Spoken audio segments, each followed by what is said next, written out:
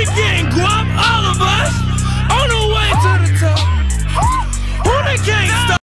What's going on?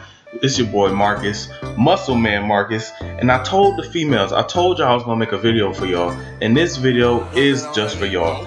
This is a squat tutorial. I'm gonna show you guys how to squat on the Smith machine, because I be seeing a whole lot of different types of shit going down on this machine. But anyways, Smith machine, I don't know if you guys might see this in your gym. This one in particular is on a slant, but anyway, it's a safer way to do some bench press, you know, squat, whatever the case may be. But in this case, we're going to use it for a squat. But it has rails on it and it twists on and off, so it's very much safer than, you know, your average barbell squat. And today I'm going to show you guys how to use this one in particular.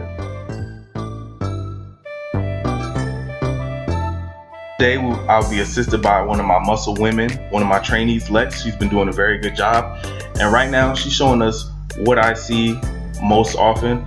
This is what I see a lot when females use the Smith machine, and sometimes even dudes. They bend over at the waist, and it looks more so like a good morning, which is a whole different exercise. But in this case, freeze. The first thing that you see is that she can't even go through the full range of motion. She's stopping just at parallel. She's not hitting parallel, but she's right there, and she's also bending over at the hips. This is not good for your back. I know you'll feel it in your lower back, because when you stand up, you're going to be lifting up with your lower back instead of your actual glutes.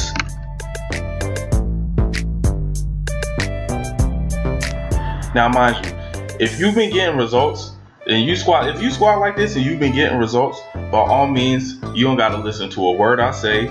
Do it the way you wanna do it, because who the hell am I to tell you what to do? You know what I'm saying?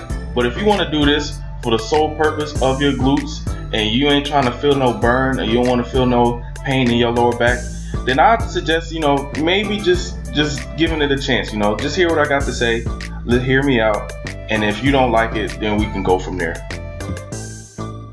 Had to hit you guys with another angle so you can really see how much she's bending over from her lower back.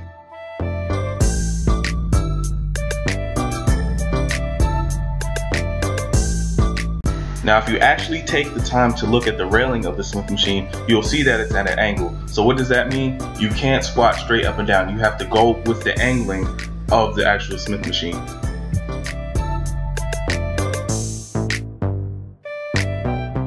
And stop. Before you start squatting, you need to tighten your back. Retract your scapula. What this does, this will lock in a strong and safe spinal position during the lift, helping you protect your back instead of just feeling like a whole bunch of weight is just sitting on your neck. Tighten your scapula. Retracting your scapula will also force you to stick your chest up and out.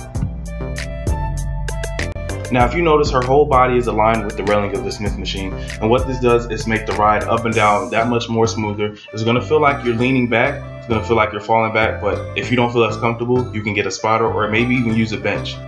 It'll also ensure that you're squatting in the Smith machine correctly. Now, there are 3 things that I want you to remember when you're using the Smith machine. Just 3. Now, you'll notice that she's in a very wide stance. She's glued up right now, yang in this thing, and this is the sumo stance. The sumo stance allows for more glute activation than a normal squat. Look up, not with your head, but with your eyes. Keep your head in a neutral position and look up with your eyes. What looking up will do will force you to push harder against the bar, resulting in more force output, making the squat that much more easier. OD, overdo it, over exaggerate, pushing your hips back and dropping your behind. You know how you be twerking in the club, you know, it's Friday, you at Ultra, you know what I'm saying? Push your hips back, drop your behind, over exaggerate, because most people have the tendency not to go all the way down, not even parallel. If you OD, you will ensure greater range of motion. Drive through your heels. Drive through your heels. I cannot stress this enough. Your heels are connected to your posterior chain, which means your lower back, your glutes, your hamstrings, and yes, even your calves. And when you do this, you will ensure glute activation, hamstring activation, and you will even feel it in your quads.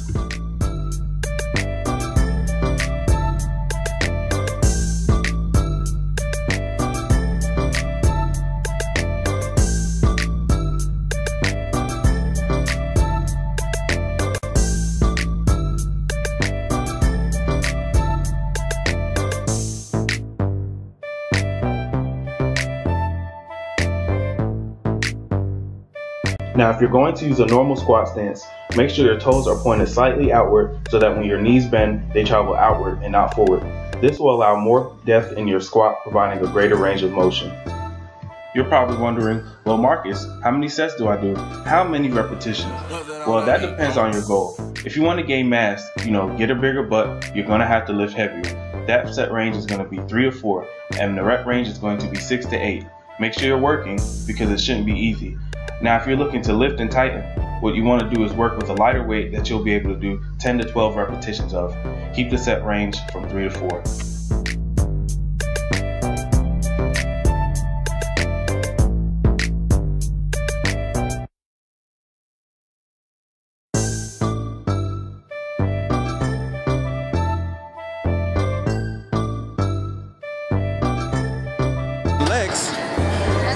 Lex is gonna show us how to use that shit today. Oh gosh.